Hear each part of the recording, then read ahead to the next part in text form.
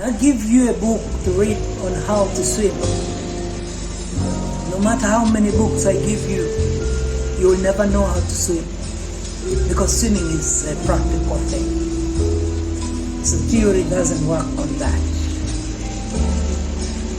So until when you are able to learn slowly by slowly, bit by bit, then you will be able to get how best you can swim, and you will know how easy or hard it is to swim. When we see a duck enjoying the swim in the river, and we see it's very calm, it's very cool, and you see it moving around, rotating, and we think all is okay. You don't know the battle they are fighting down the water. They are pedaling a lot of stuff, man. To keep moving forward, you got to keep the balance by pedaling. So the duck is not at rest down there. The good that you see happens only in life because there is a hidden part in our life where we are unable to see that fight, the battle, the heartache and pain that everybody is going through. Nobody has an idea apart from themselves. So other than pushing someone down, let us be that motivation into someone's life. Let us be the inspiration into someone's life. Let us be the help that will help them out to make sure that they can begin again in their life. Because we ain't got no clue about the battles that people are fighting in their life. I would rather we be that sponge that can absorb all the negativity around us and make positive vibes that can help people to begin again. When Mother Teresa was asked at one time that if you go into a dark room, what would you do? Then she said, if I enter into a dark room, I'll make sure I light up my candle. I'll light up my candle so that other people can have the light, so that people can be at peace, so that people are happy wherever she goes. That reminds me of a story of a blind person in my village. At one time, a friend of his went to visit him in the dark, and he made some tea for the friend. The blind man made sure he lit up his lamp. Then when his friend asked him, "You're already blind, why are you putting up the light?" And he told him in a calm voice to say, "Well, I know that I cannot see, but I'm putting this light for you."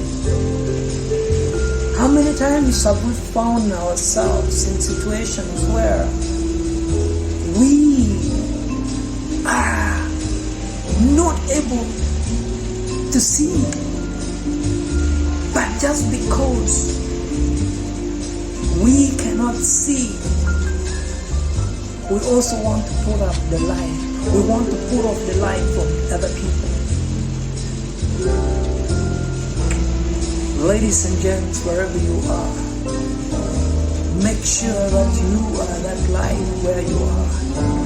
I don't know, it could be at your place of work. It could be in your home, in your family. Do people ever miss the presence of your absence? When you're not there, do they ever feel that, man, we are missing Joe, we are missing Agnes, we are missing Hitler? Because as for me, wherever I am, I always want to make sure that somebody is smiling, somebody is laughing. Because I find joy in people laughing, other than pushing people down. I find an inspiration in seeing somebody to begin again, to turn their life around and start moving on the right course. Giving up shouldn't be our option. Throwing in the towel should never be an option. I don't know how many times you have tried and failed, but fail 10 times, make sure you rise up 11 times. No matter how many times you're failing, make sure you're failing on your back. And as long as you are able to land on your back, make sure you're still seeing the sky and making sure that you are still aiming at the moon. If you fail to get the moon, you can come back with a few stars. Ladies and gents, wherever we are, make sure that you're deriving your happiness from within you. Let not your happiness come from somewhere else.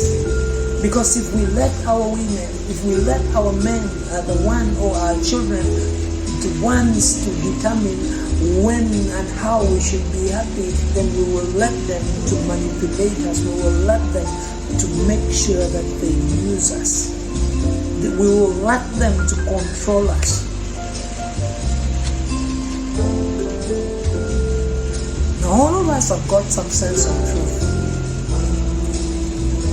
But sometimes we intentionally want to hurt other people.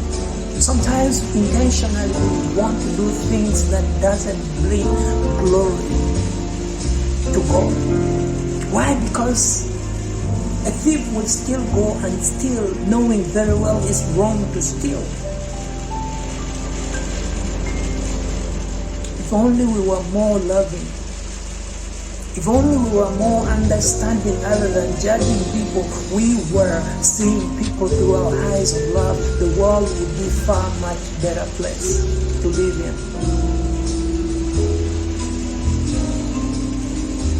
Choose carefully the people that you call your friends.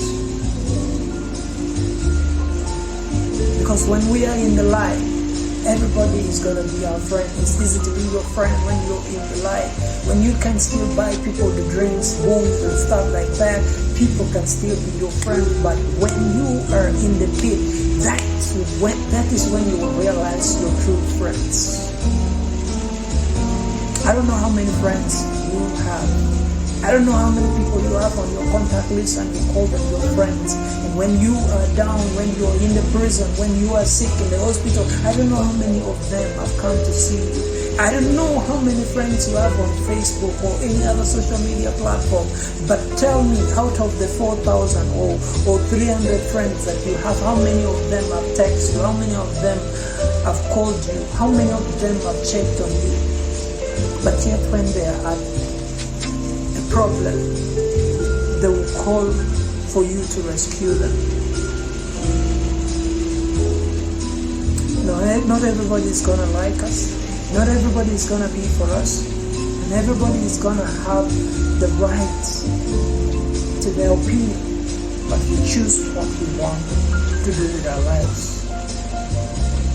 May God help us to do the right thing wherever we are.